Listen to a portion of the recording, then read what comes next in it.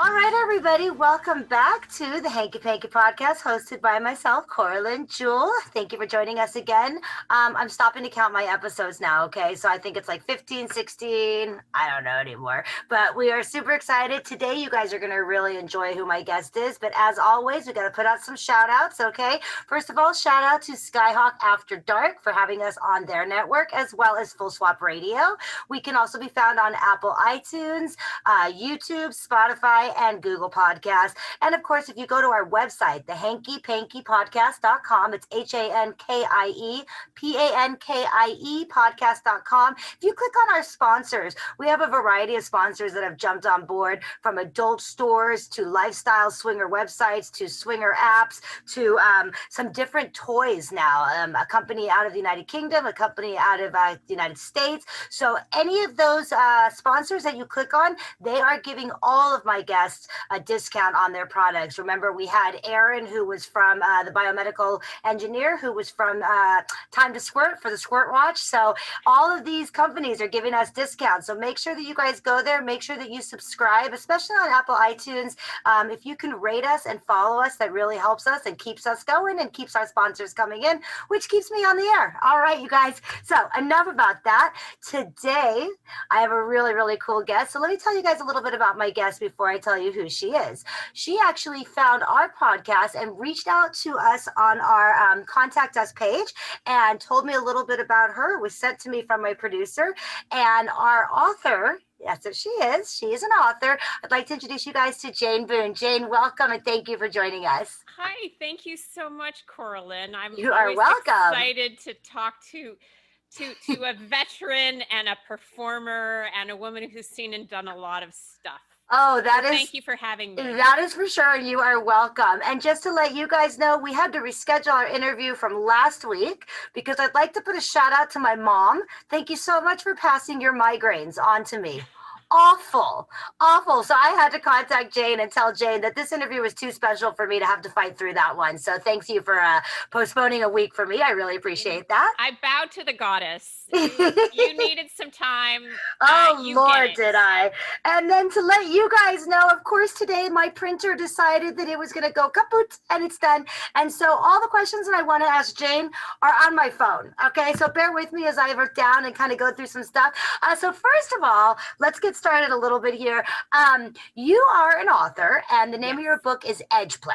It is. Okay. And if you're involved in BDSM, you know edge play is a term of art. It means doing things that are right up to the edge of your limits and then seeing what happens there. Exactly. And sometimes it's more extreme play, but sometimes, limits are, they're whatever you define them to be. So it doesn't have to be, hanging over the edge of a cliff. Exactly.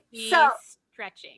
What I want you to do is, and I've already read your bio and I've taken a look at your website, which is, just so my listeners know, it's janeboon.com, right? Just as simple as that. Spelled B-O-O-N. B-O-O-N. Like that poser. We're not like that man. Right, exactly. I spell it my own way because I'm a special woman. Oh my God, you are. Wait until you guys hear this. Tell them a little bit about your educational background, what you do for work. I mean, you have like degrees up the yin yang, so just go for it.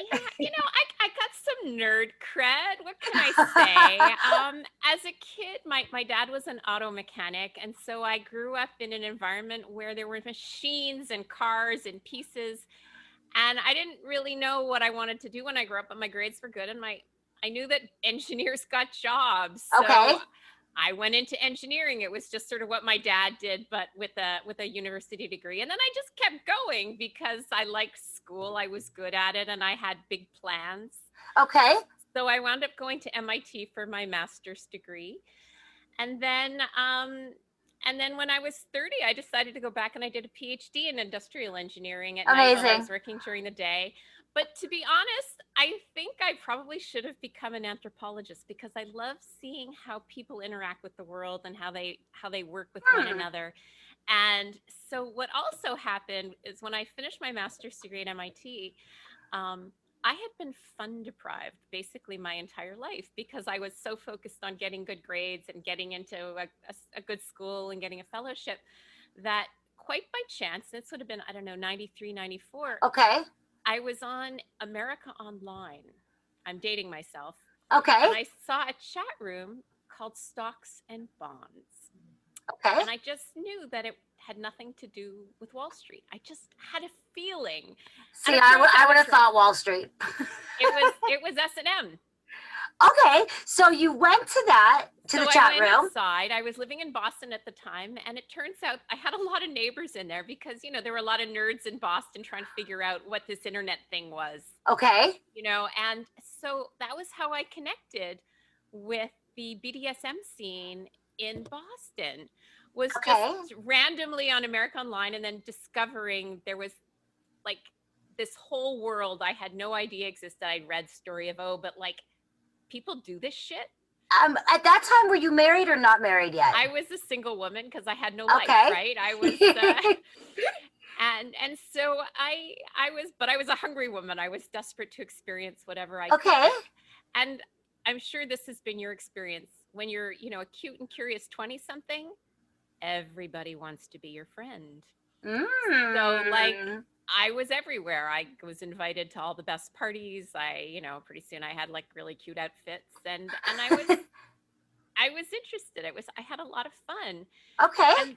And a girlfriend of mine was a dominatrix, a professional, and you know, these scenes are complicated, especially the professional scenes that are more elaborate. And so I would volunteer to help because who wouldn't want to see that, right? That's who you talk about on your website. So it was her that you would help and watch and learn from. Exactly. I mean, she wasn't just, you know, a sex worker. She was a sex instructor. I mean, she was a coach, really. And I was fascinated. I mean, the opportunity to see an expert at work is thrilling to me, and she was good. And just so you guys know, being a dominatrix is not an easy job at all, because it's very complicated. It's very complicated. You have to know your client that's coming through that door. You have to know what their tick is. You have to know what their fetish is, what their fantasy is, and then you have to take them there without overstepping the boundaries. Right. And let's face it, this was the early 90s. And, you know, the scene right now is pretty codified. I mean, people are very sophisticated. They've seen all those videos on kink.com. I mean, people have seen this stuff. You know, I wonder what it was like in the 60s and 70s, because it had to be even more mysterious. But let me tell you, in the 90s, it was pretty crazy. Yes. And I was wrapped. And, but, you know, what happens in a professional scene is obviously different than what happens with a couple of lovers too. So it was interesting to see the role of commerce in the interactions. And also, you know, you want to get them in the door, you want to figure out what makes them tick, and then you want them to leave, right? So, I mean, there's a knack to all of that. There is. And I was like, so why did you ask him where he parked? She's like, well, then that introduces anxiety, and they start thinking about the life outside the dungeon in their car. Oh, okay. Oh, that's so smart. And I mean, I've used these tricks personally, you know, at the end of a bad date, you know. Right. So where'd you leave your car? And, it's getting late out there, isn't it? You have a meeting in the morning? I do. I mean, you just introduce a level of anxiety. You introduce them thinking about the life beyond whatever enchantment is in front of them, and it makes it easier to like leave. So, okay, so now we've got these degrees, and you're working in your real job. Engineering. Yeah, that's your real job. Okay, and then you're also kind of learning about this. Did you ever at any point before you got married participate or try to participate? You did. Of course. Okay. Of course, I had a lot of fun. Okay. I mean, I wanted to try it all. I didn't know if I was a top. I didn't know if I was a bottom. I didn't know if I liked spankings. I didn't know if I just discovered I like most of it, actually. And I had a lot of fun. We talked about this the other day. I had Orpheus Black on my show, and he is an instructor and well-known performer out here in California. And same thing, like, I run a swingers club, but I'm not so familiar of the BDSM. I mean, I know it. I work as an adult performer. I do custom videos, webcamming. I've done those requests or whatever it may be. But you don't know what you like until you try it. So you don't know if you like to be flogged, or if you like electric play, or if you like caning or whatever it may be until you try it, right? I discovered I'm kind of a big baby. So okay, I'm a baby I don't too. want anything too painful. But I'm a baby too. I love the theater of it all. I mean, okay, it's interpersonal drama with props and if you're doing a role play, then there's like kind of a script, or at least like a framework. I mean, you're like the star of your own little drama. And yes, it's true. Fun. So now let's go. You're following her around, you're learning from her, you're participating. And I'm crushing on her. Like I'm like, what would it take to be that woman? And okay. And I never quite figured it out. But are you still friends today? Yes, we are. Very cool. And she's a remarkable woman. Does she is she still a dominatrix? She personally, she lives a quiet life now. She got a PhD herself, and she's in research. Nice. So I know we were all these like little nerds, just hurting one another for fun and profit, I guess. I love it. It just shows. I mean, that's exactly what my podcast is about, is to show people that just because we are involved in the adult entertainment industry, or running a swingers club, or in kink or BDSM, or in a poly relationship or polysexual, whatever it may be, doesn't mean that you're not in fact, you're more highly educated and intelligent, I think, because you have to be able to in your head comprehend what you're doing. Well, and I think especially where kink is concerned, you're getting like a graduate seminar in consent. Yeah. I mean, the kinds of negotiations you undertake for a BDSM scene are very interesting and very specific. I mean, I don't know if you've seen the checklists, but they're very popular, and they're like 100 things long, and it's everything from anal play to being like a dog, and like everything in the middle. And you just sort of go through and go, yes, no, yep, maybe, I don't know. Yeah. When the moon is right, I'll howl. I don't know. And where else in our lives do we do that? Right. And get that opportunity to dig within yourself and say, let me try it. And just say no as well. I mean, I don't think, I was certainly cautioned as a girl to be careful around guys, but the actual process of saying no to stuff was still pretty alien to me long into my adulthood. It was hard, but like, when you got a checklist in front of you with 100 things long, there are going to be lots of no's on there. Oh, yeah.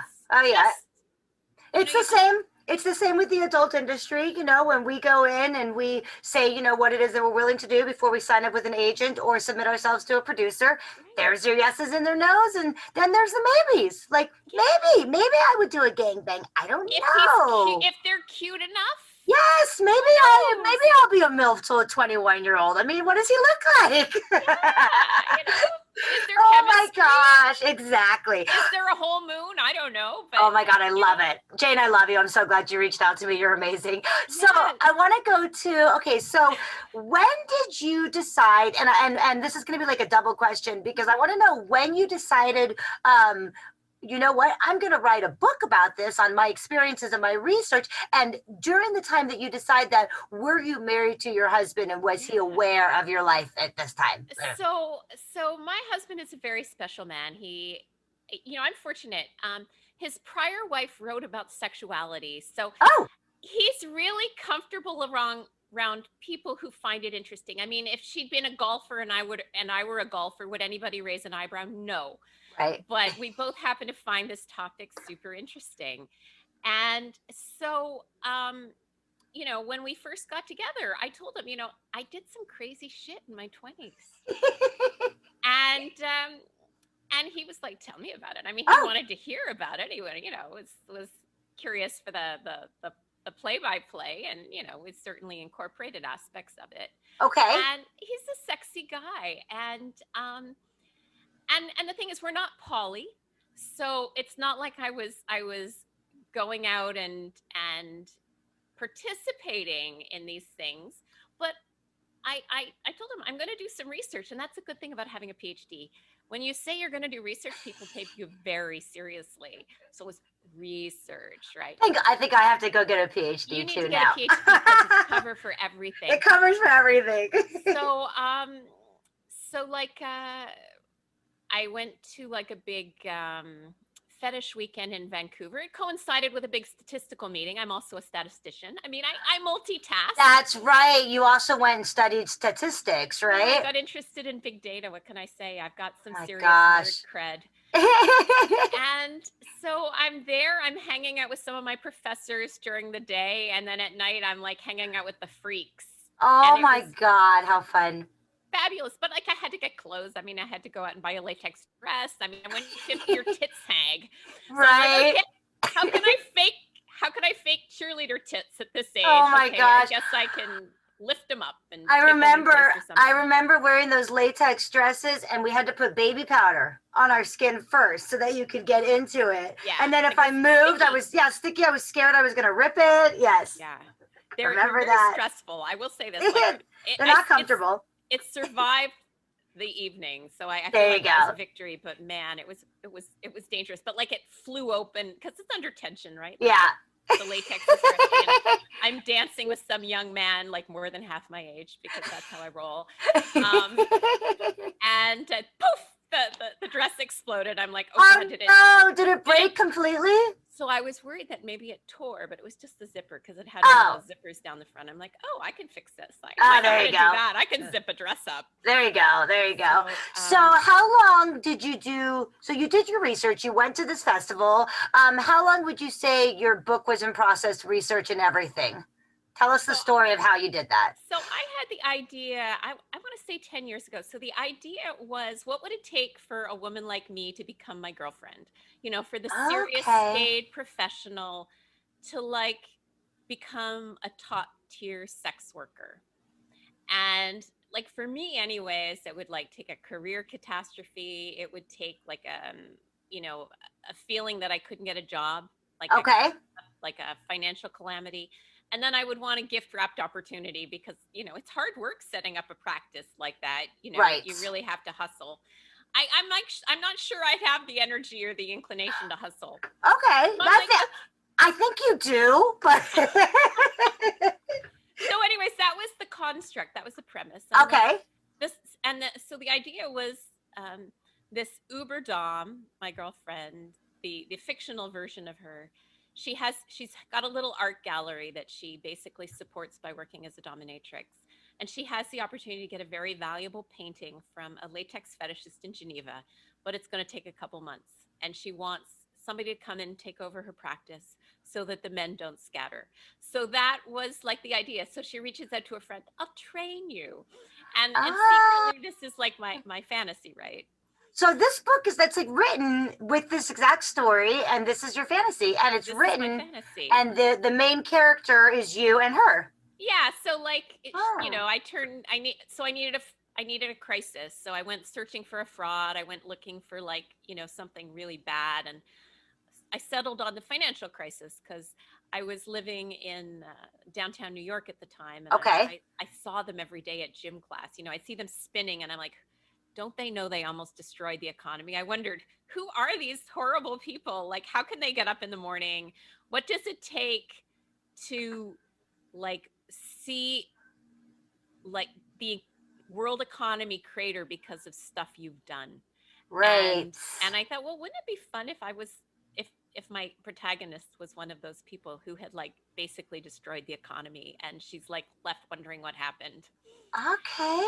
And so now I have to read this book. So she's working as an investment banker, okay, doing the gnarliest sorts of deals, but her boss is extra sleazy. And she starts asking questions about these funny deals he's been making. And then she gets fired because that's what happens to women who don't know their place professionally in investment banking. And she's in a funk. She can't get work because, of course, there are no jobs during the crisis. The streets were flooded with unemployed bankers. And her friend reaches out and says, come over, I want to show you something. and then proceeds to give her a little dungeon demo. And she's got this elegant art gallery, but in the basement, she's got like this James Bond like lair that's an extravagant, elaborate, gorgeous dungeon as befits an artist. Okay. And she sort of seduces her friend into taking it over, and she trains her over a space of a few weeks. And then she just leaves it to the friend in the banker's hands, and she's sort of in a sink or swim situation, and she swims. She discovers she has an aptitude for the work and that she likes it. Okay. And then things happen. Yeah, don't ruin it for me because I'm gonna get the book. I mean, it's non-linear. I mean, things happen. Okay. And based on real things that I've seen and people I know, like I draw, like I don't know if you remember in the early, I think it was about 2004, there was a very famous French banker who was murdered by his lover while he wore a latex catsuit. Is this true? It's true. I did not know that. So I borrowed his name, I borrowed his location. I'm like, I'm hoping the family never cottons on, but he's dead, so he can't complain. And some of the details are different, but Hey, interesting. Okay. So there's fun stuff like that, and there's also like a nod to 50 Shades, right? But it's flipped. How many pages are in the book? How many pages? It's like 280 pages. Okay, it's about 280 pages. Words. 89,000 words. How long has it been out on the market? It's been out on the market since July. Oh, not for so like me too. Mine released June 15th. And we're new authors. Tough selling books in this environment, isn't it? It's weird. It really, really is. My book was really, kudos to my publisher, Kathy Kidd, who Kidd Marketing. She's the one that gave me that nudge and just said, just do it. Yeah. But if all you want to do is put your book on the shelf, Coralyn, and nothing else, I don't want your project. But if you want to put your book on the shelf and you want to do something with that book, then I'll take your project. And so that's where I'm at, It's been weird. I mean, trying to market a book when you can't do events. And right. Can't book sign. Can't do seminars. What I've been doing instead is book tying. Oh, look at that. So like for friends and anybody who comes within arm's reach of me and wants it, instead of signing them, well, I'll sign them too, but I tie them up shibari style. Oh my gosh, show that to us again. That is so cool. I got game. I know how to do this shit. I learned a thing or two in that dungeon. I bet you did. I love that. So I was hoping I'd have some, instead of book signings, I would have book tyings, but. I like that. Well, you know what? We will. It's getting better. And I'm going to be doing some events with Exotica and stuff. So maybe you can come and join me. We can do like a double book signing. Wouldn't that be fun? That would be amazing. So we'll definitely talk about that. We would leave everybody quaking in their booties. Oh, my Lord. Oh, my Lord. Your husband would be like, oh, God, what have I done? I think he'd hope I'd bring back this newfound knowledge. Right, exactly. And make him quake in his booties. Oh my gosh. So I read also, I want to go to a couple other things. On top of doing your book, okay, you actually did some mainstream acting where you actually played a dominatrix. Tell us about that. That is super cool. How you got into that, what you did. So I was taking improv classes, and all my classmates were cute young actors working as background actors. And I'm like, how do you do that? So I'm a ham. I wanted to try it. And okay. What's fun is I like costume work. And in New York, where we live, there's a lot of stuff shooting. And I, of course, wanted to do every single S&M shoot that they did. So I applied because I still have stuff in my closet, right? I still have some clothes. Okay. And so I was, I've been like in background for like a half dozen different. Oh, you're still doing it. It's been a couple years when it comes. Okay. But like when it happens, for S&M scenes. So I have an offer for you. I'll be coming out to New York sometime within the next 6 to 8 months. We are filming a documentary on Coralyn Jewel, and I would love for you to be a part of that. It would be my pleasure. That would be so cool. I thought it was just another one of these extra things. And Gotham, the Fox TV show, the prequel to Batman, wanted a real dominatrix. I'm like, I'm real. I can do that. So I I applied, and you have to send in pictures, and then there was an interview, and I'd never been interviewed before, but like I've done improv and I can talk, so I was like, oh, I'll be fine. And I just needed to figure out what to wear. And there were 4 of us ladies being interviewed at the same time as they were interviewing hulks, like thugs, like really big burly dudes. Oh wow, okay. And there were like these 2 hot young 20 somethings wearing like little PVC dresses, and then there was this very statuesque woman in her 30s wearing a leather corset, and then there was the old lady in the bunch. And I'm looking around, I'm like, this is Hollywood. Of course the 20-year-olds are going to get it. I'm just here for a good time. I'm like, I'm getting a story. I will have something to tell at dinner parties. And so they brought us to speak to the director, which apparently is quite unusual. That is special. Yes, that's very true. Because my son's an actor. So when you actually talk to the director, it means you're making progress. And so he like said, what should this scene look like? And he kind of described what was going on. And I had ideas. I'm like, well, if the gentleman's going to be bare chested, maybe some really artful Japanese style rope bondage, but make the rope black so it really pops against his skin. And how about a collar? And anyways, and then the 30-something-year-old would go, yes, some shibari would be nice. And the 2 young ones said nothing. And it just was like this. Just coming off of you. Say something. I was just like, yes, I was in it. Thinking, of course, they would choose the 20-year-olds. And so we get back, and the other ladies have to put on like street clothes. I just had to put on a jacket because I was wearing leather pants and a bustier. I mean, there was nothing to it. And they come in and they say, Jane, you're going to costume. And I was like, me? Me? Oh my gosh. So it was like the best afternoon of my life, you know. Oh, like that's amazing. The pinnacle of my TV career happened that day. And that's so cool. And I was old enough to appreciate it. I mean, I was almost 50. Wow, that just shows you, you know, you just went in there with this attitude of like your mind is just spinning creativity, and they saw that.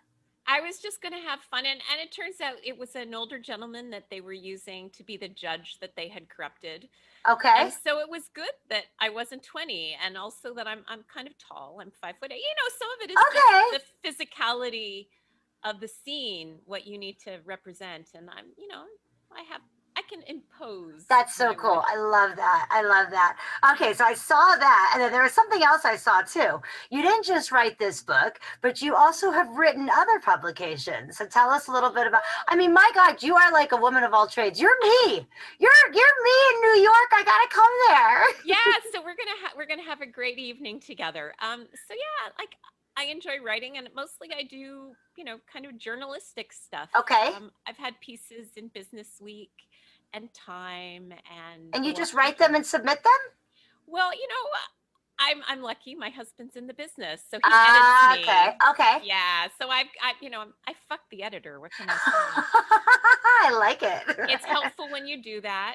Yes. It doesn't necessarily guarantee placement, but it means somebody talented will at least look at your work and tell you, no, that's not good, right? Submit that. Okay, yeah, but you want that, you know. That's I just submitted new images right now to my agent for doing some more shooting, and I said, be honest with me. If these are not good, just say, Coralyn, these suck, you know. And he wrote me back. He's like, you're good. I'm like, okay. So it was like that with the book too, because I mean, I'd written short fiction, but I'd never written a novel. And I'm an engineer. What do I know about novels? Same with me. I didn't know anything about writing a book. So after I was finished, I mean, he'd read the first section, like the first third, and gave me courage to keep going. Like, I'm like, does this look like a book? And he's like, yeah, it looks like a book. I'm like, okay, I'll keep going. So I didn't let him look at it until I was finished my draft. Okay. And then I was like, okay, honey, here is the book. And you're going to have to figure out some way to tell your sensitive wife it sucks if it sucks. Because I don't want to embarrass myself, but I think it's a book. And he read it. He had notes. He had lots of comments and lots of ways to make it better. But he's like, I think it's a book. And, cool. And I believe if it hadn't been good, he wouldn't have wanted to see me embarrassed. Right. So he would have stopped me, or he would have found somebody to help me make it better. But when he said it was okay, I was like, oh my God, Norm thinks it's okay. There you go. That's crazy. Yeah. So, and it's the same with me. You know, when you go out on a limb and you do something that you've never done before. I mean, I've never written a book. You know, I would just give like friends just the introduction or just like a part, like a chapter, and I would just say, just be honest with me. Like if it's not good. How did it feel when you were done? Like the first draft, like once you had a thing. So the first draft was done. It felt like because it was also like you. It was a 4-year project. Okay, from starting it to finishing it. COVID is what made me finish it. And it felt a sense of like accomplishment and like, oh my God, I actually did it. Because, you know, I have a degree in theatrical production. That's my college degree, but I'm not a writer. Definitely not a scientist. I do not do statistics, accounting, math, no ways. but writing and creativity, that is my strength. And so, and then of course, you know, it went through different editors. Same as I'm sure for you. And even though it was published, I still look at it and I still see editing issues, and it bothers me, like grammatical issues. I'm like, oh, they weren't caught. But it was like you would go to an editor and then it would go to another editor, and this editor didn't believe what this editor said. And then I had a co-author and he was saying, you know, books are differently written now than they were then, and you know, the grammar has changed. And so there was a lot of contradicting on. Did you have the same issue? Like, so you know, with fiction, it can be hard to first find an agent and then to find a publisher. So I showed it to, I don't know, maybe a dozen agents before I found one. And like some of them gave me notes, and, you know, I took something from every comment. Like one reader said, oh man, that boss guy, what a mensch. And I'm like, he's not a mensch. He's not a horrible man. Yeah. I need to make this motherfucker worse. Okay. So it's unambiguous that he's an asshole, because if somebody's thinking, oh, John, what a great guy, I'm like, that's not going to work. So every time I got a comment, I considered it. And then over time, like, things emerged. So my husband read it again. He's like, well, you know, what's really interesting is the relationship between my protagonist and the wife of her boss.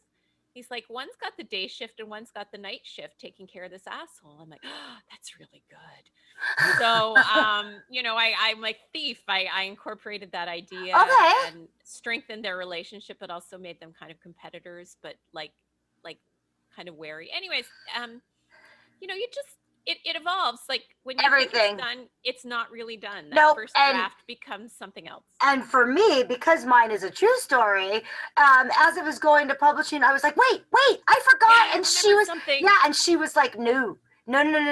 You are going to have a series. You are going to do one series that's going to focus on just brothel life, and one series that's going to focus on running a swingers club, and one series that's going to focus on what it was like as a competitive figure skater and everything that you went through on that aspect of your life.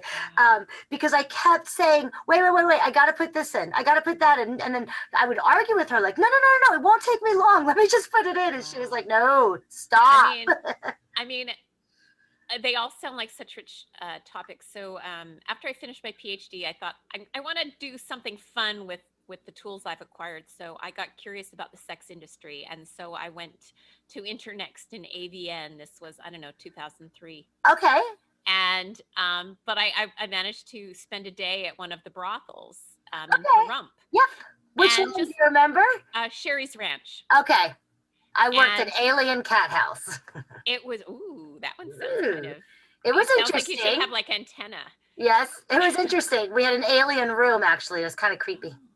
And it was just a fascinating experience, just seeing the business. I mean, I'd read about it. I was like the revenue model was interesting, like even what the women wear, where everybody sat. Was it a traditional brothel modality where the guy comes in and takes a lineup, or do they find somebody in the sports bar area playing pool? I mean, it was just it was such a rich. So you got to see it, yeah. You got to see the different aspects of it, yeah. It's is that a period that you think of like do you understand it better now, or Oh yeah, I mean, and I actually, so I just wrote an article about that. What I always try to do is I always try to correlate who I'm interviewing with the blog that goes up on the same week on my episodes. And so I just had Sable Renee. Sable Renee is an adult performer. She was in banking and finance for 20 years, got into the adult industry as a performer at 43 years old, and then she worked at Dennis Hoff's brothel for like a good 5 years. And she's the reason that I got a job at the brothel. And so before that, I knew nothing about it. And I thank Sable for guiding me how to go about it, getting me the job. And I enjoyed it. I enjoyed it. There are aspects that I write about in my book. It was very much like living in a sorority I house. would think that would be the thing. I mean, Yes, it's like the dormitory. it is. And Like a I lot of was, estrogen in yeah, there. a lot of estrogen. I was one of the older girls. So, you got girls as young as 19, 20, and there's drama. There's, Right. there's, there's Well, and drama. they're still learning what they're about, and how to Yeah. interact with each other as well as men. I mean, it's Yeah, so interesting. I look at it that I think had I gotten into the adult industry when I was 18 or 19, or gotten into a brothel when I was 18 or 19, would I be the same person, and would I have had the maturity level then that I had now to go in, do my job, and get out? Because that's very much how I am when I go to set to shoot, or when I was at the brothel. It was a job to me, you Yeah. know, a job that I enjoyed and I still enjoy, but ultimately still a job. So Yeah, and I think that's what's so interesting. I mean, I think it probably speaks to your background in theater, as in performance. I yeah. mean, you're on stage, and then you're not on stage, Exactly. It's been and a you sort of flip it on and off. it's like when you talk about when you were training with your friend who was the dominatrix, she is putting on a theatrical performance, and then she goes home and has a seat on her couch and opens her bonbons and watches TV. Right. And what I'd always sort of struck me was also kind of the power of fetish, because I joke that, like, you stick fetish wear on a woman, she goes from being a 7 to a 9.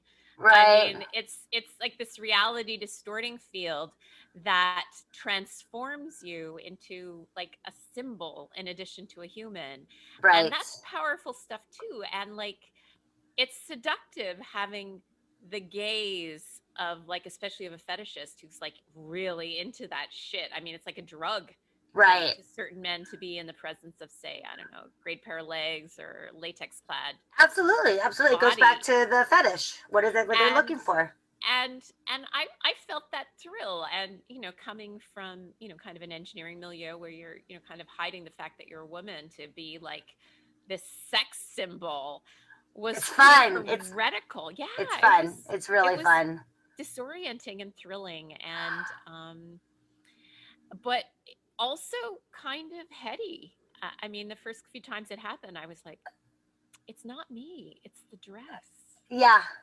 It's not me. And you have to, I get that a lot, even in the adult industry, where someone will say, like, I don't know, they have assumptions, like, oh, Coralyn, you do this, or do you do that, whatever it is on a sexual aspect, and I'm like in my head going, that's not me. That's Coralyn. Like, yeah. that's Coralyn, the porn star. I'm a different person. I'm CJ. Like, I'm fun and bubbly, and but Yeah. it's that separation. Something else I read in your bio and stuff was that you're now working, and you're going to have to help me with this. You're working with the statistics degree that you have, doing something with Twitter and taking off the bad seeds of Yeah. tell me what So that is all about. so I've come to know Amberly, the sort of the phone sex operator business guru Okay. of social media. She and I've done, just for kicks. I have these statistical tools um, in my laptop and in my head. So I've done some analysis of her data sets, and some of it is her personal data. Like, she has Okay. call data collected over years. That's Wow. interesting. Like, even demographics of Okay. who her callers are. And let me tell you, it's random.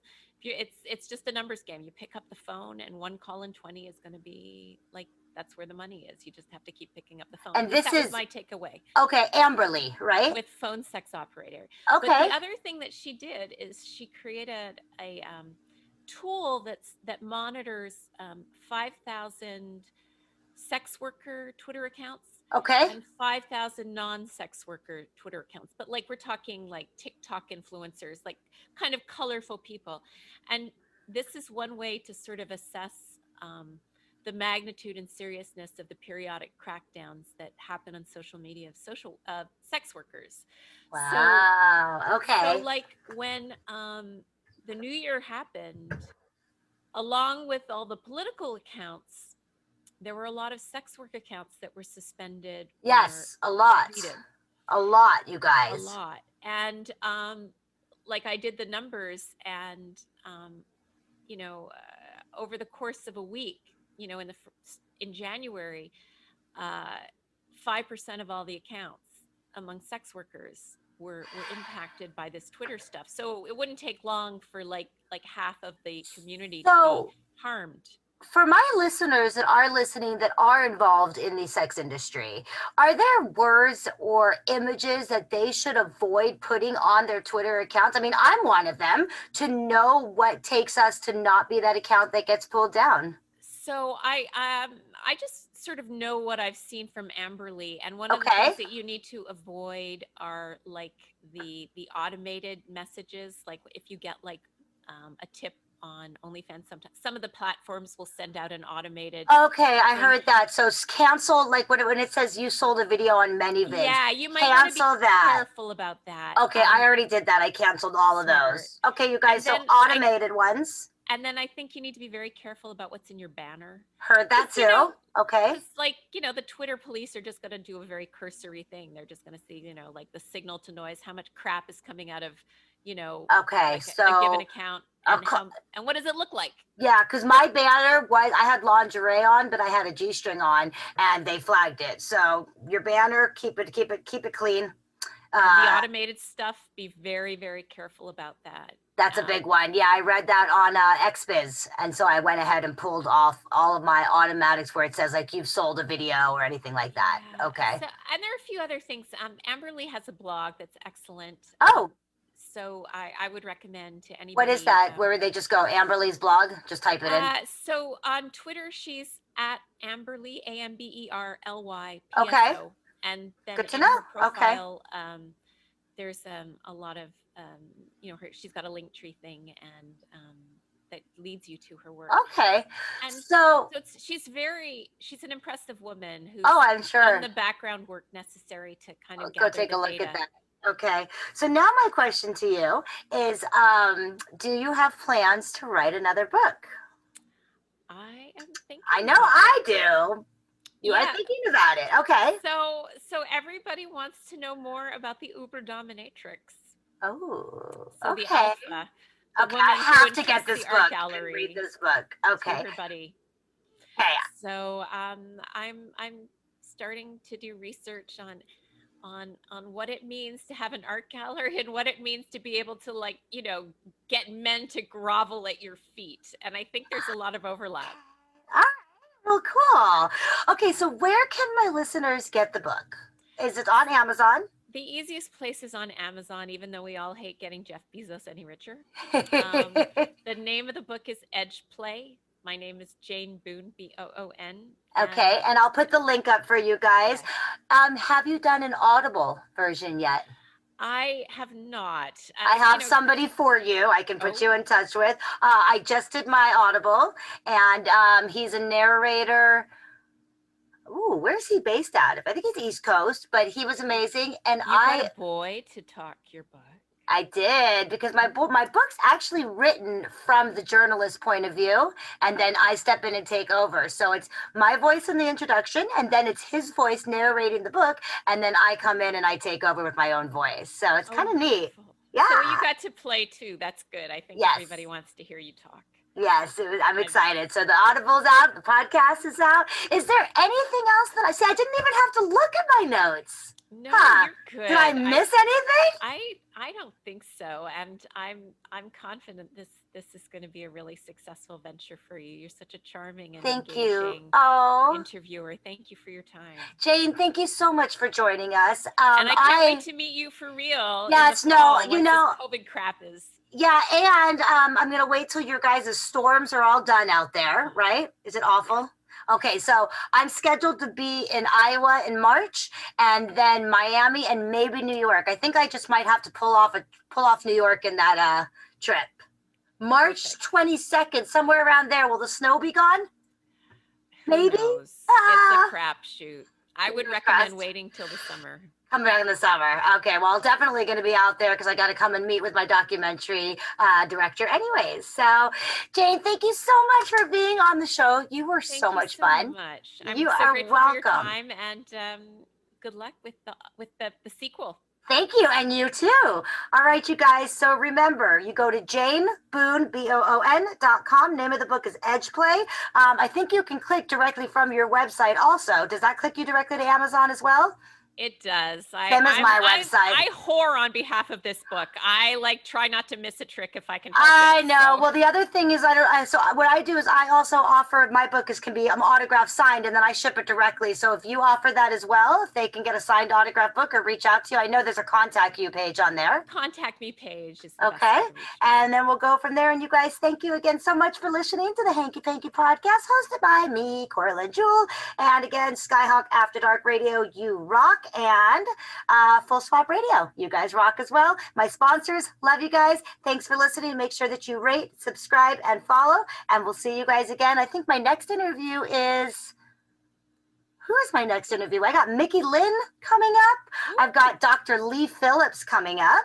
And I have other... I just can't remember. Wow. I don't know. All of a sudden, I'm especially honored to be in the mix. Thank you. You so absolutely were. Thank you so much, Coralyn, for joining us. And I will definitely look forward to meeting you soon. And thanks for listening, you guys. Catch you again soon. Thanks for listening.